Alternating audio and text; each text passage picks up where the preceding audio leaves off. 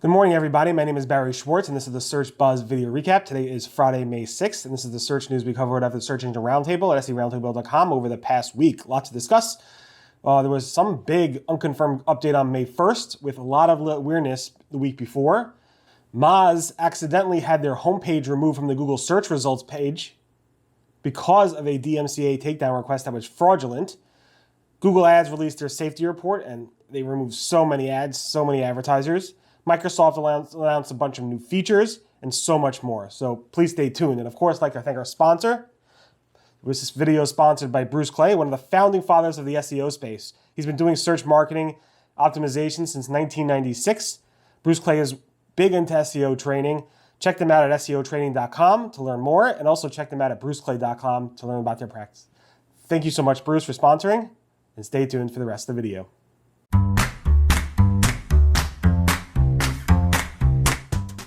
Okay, first up, we discussed there was a May 1st update. Google did not confirm it. It was somewhat significant. You can see from both the chatter that I wrote about on May 2nd. You can see there's a lot of chatter. The chatter actually started throughout the whole entire previous week, but it really got spiked up on May 1st, May 2nd, when people started to notice this big update. And you can see from these automated tracking reports that it was somewhat significant. A lot of the tools spiked. So if you did see any types of updates around May 1st, definitely take a look at that. Also, some folks were saying that there were possible knowledge panel changes and shifts. So definitely take a look at that as well. You were not alone if you noticed that update. This is wild. Wednesday night, one of these nights this week, Cyrus Shepard noticed that the Moz homepage wasn't ranking for the search in Google search for Moz.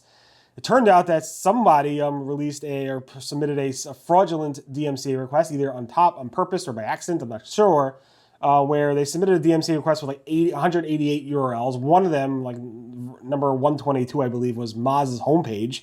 That was the only thing in Moz that was removed, I believe, from that DMCA request. And it turned out that Google removed it. They took it seriously. They removed the Moz homepage. It got talked about all over the Twitter space and so forth. Danny Sullivan was notified about it, and he escalated it, and within 12 hours, that page was back in the Google search results. It's just crazy that somebody could use a DMCA request to take down a reputable, long-lasting website company, their homepage from the Google search results for like a 12-hour period. It's just insane. I asked Google for a statement, and let me read you their statement. Our DMCA removal process aims to strike a balance between making it easy and efficient for right holders to report infringement content while also protecting open access to information. If we find the pages have been removed from our results in error, we reinstate them, which we did in this case. Our transparency efforts are designed to help third-party identify these types of issues, and when they come to light, we take action. We're looking for ways to improve our systems and processes to prevent these types of errors and failures from happening in the future.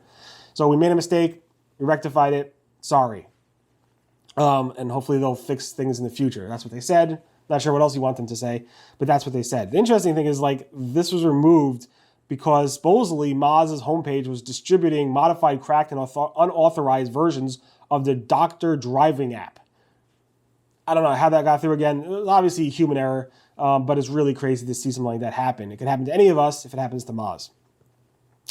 Google announced this morning that some of the Sitemap extension tags are going away because they want to simplify people's code bases and also their support of sitemaps. Specifically, the things that are going away on April 6th are image sitemaps, specifically these tags, caption, geolocation, title, and license. And for video sitemaps, the tags are category, player location, allow embed, player location, autoplay, gallery location, price all, and TV show all. So those are the specific tags that are going away, and Google said this is going away starting after April 6, 2022.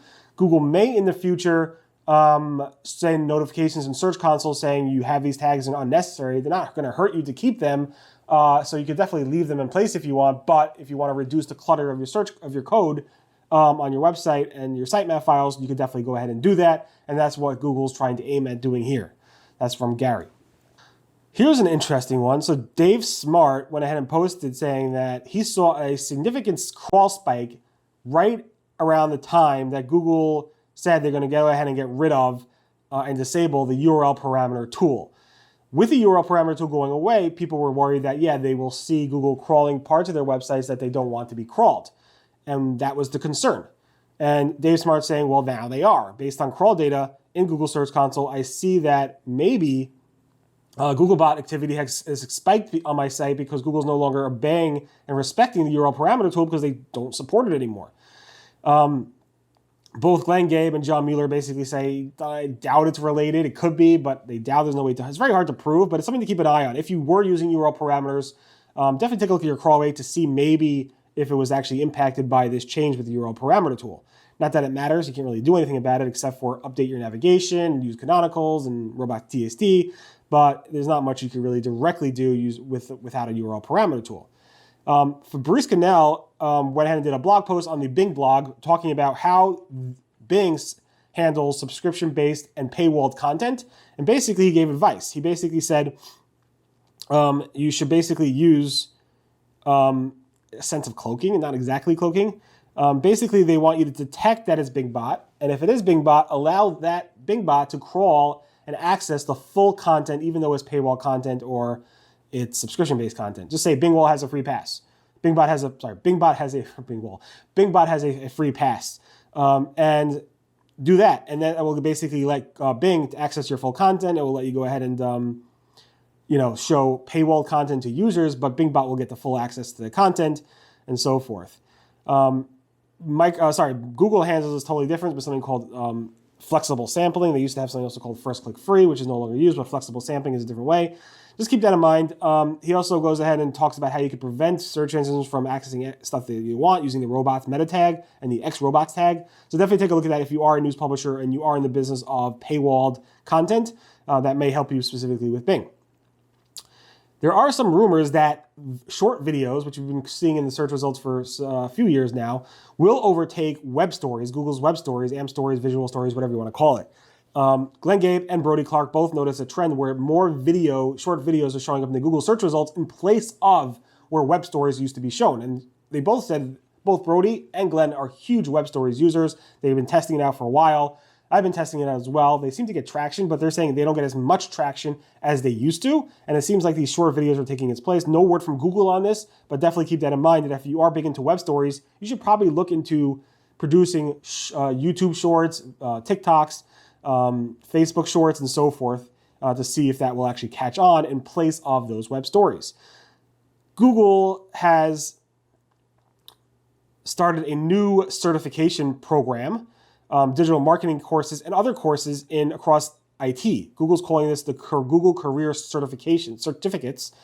So you can train your employees for free in the US. It's a program they're releasing for US companies to help them, keep their employees up to date and stuff. And one of these courses is on digital marketing. And if you go into the digital marketing thing, there's a subtopic of search engine optimization. And it says that these courses will be given by Google and you will be certified by Google if you pass. Of course, there are a lot of SEOs that are saying that this is basically Google offering SEO certification. Google said numerous times over the years that it will never, ever offer SEO certification because it can't police SEOs. It can't give that type of advice. So there is a lot of controversy around this. I see both sides. This is not really an SEO course per se. It's probably just talking a little bit about SEO. It's a digital marketing course, but yet, there are going to be tons and tons of people who pass this course that say they are SEO certified by Google. There's no way around that, and that is definitely going to happen. So just be aware it's going to happen, and you should just take that with a grain of salt. Google Ads this week announced their ad safety report, and the numbers were pretty interesting. Google blocked in 2021, 3.4 billion ads were removed and blocked. Compare that to 2020, which was 3.1 billion, so the 0.3 different billion thing. And also, Google restricted ads. About 5.7 billion ads were restricted. That was less than last year, which was 6.4 billion ads. Also, 5.6 million advertiser accounts were suspended in 2021, which is a lot more than the previous year. The previous year was 1.7. This year it was 5.6 million. And then 2021, 1.7 billion ads were removed from web pages, publishers. And in 2020, it was 1.3. So 1.7 versus 1.3. So a lot of ad removals. That's Google's safety report. They are taking action as fast as they can. This year, the trends were not just COVID like it was last year, but also the Ukraine and other things around that. Google had a reporting issue with Google Ads API, Google AdWords API, and the Google Ads scripts, specifically between the times and dates of April 25th at 5:32 p.m. Eastern through April 26th, 3:24 p.m. Eastern. So it was about a short period of time, but if you did pull any reports between those timeframes, you're going to want to go ahead and make sure that those numbers are accurate. And if they're not accurate, you're going to want to go ahead and pull those new data in from those reports. Google Ads said it will, going forward, use customer match lists, specifically will work with smart bidding and optimized targeting. Greg Finn added, this is a shift in how customer match lists are applied today. Advertisers currently need to manually apply these to the campaigns. Customer match lists won't be used with manual bidding strategies. However, advertisers may still use these bid modifiers manually to adjust bids. This is going to go ahead and go with video ads in Q2, Discover ad campaigns in Q3, Performance Max campaigns in Q3 as well, and then search ads and shopping ads campaigns will be affected in Q4. So keep that in mind in your timeline. This is coming up. Google Ads is also rolling out a new updated Create Ad responsive ad user interface. It's slightly different. It's a little more spacious, has bolder outlines and so forth. So definitely if you notice that, you're not alone. Microsoft Advertising has released a boatload of new announcements. One is RSA deadlines are going to be expanded and extended. Those are going to be extended through you're not going to migrate the responsive search ads extended to August 29th. CPM pricing is now available across both images and video ads in Microsoft Audience Networks. With multi-asset audience ads, you'll be able to create up to 16 images, up to 15 short headlines, and up to 5 long headlines, and up to 5 descriptions. They're going to be piloting automated bidding across Microsoft Audience Network and so much more. So you definitely want to take a look at this. They also expanded across multiple countries and so forth. So definitely take a look at those announcements. There's a lot there for the May update from Microsoft Advertising. Microsoft Advertising also has revamped its certification program and learning lab. Now, instead of having one test, they have 3 unique tests across different attributes. Specifically, one is on Microsoft Advertising Search certification. One is, again, Microsoft Advertising Native and Display certification. And the other one is on Microsoft Advertising Shopping certification. If you pass all 3, you get a special badge of Microsoft Advertising Certified Professional instead of the 3 additional badges, which are just on those specific specialty topics. Also, with that, Microsoft also updated their learning lab to kind of support you to go ahead and take those exams. Google is testing continuous scroll, infinite scroll, again on desktop. We recorded this numerous times over the past decade or so, and they're now testing it again, according to Brody Clark. Google Maps has updated its business redressal complaint form to now give you an option to say that this business doesn't exist, which is pretty cool and useful, according to many, many local SEOs. Google has released a ton of new local travel and hotel search features in the Google Hotel and Travel search features. One is they're going to track prices across any dates. So if you want to go away and you don't care when, you can track prices across flight prices across any dates.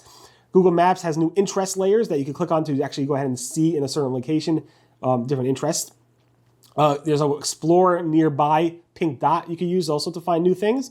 And the new hotel and rental button to let you narrow down the results for hotels or rentals. Brody Clark released a poll on Twitter asking SEO professionals, have you have university degrees? Do you have diplomas from colleges and universities? And 67% on Twitter said they do. It's a little bit higher. It's like 69 or 70% on LinkedIn that say they do. So it seems like 2/3 of SEOs actually have degrees in this place, according to these specific polls on Twitter and LinkedIn.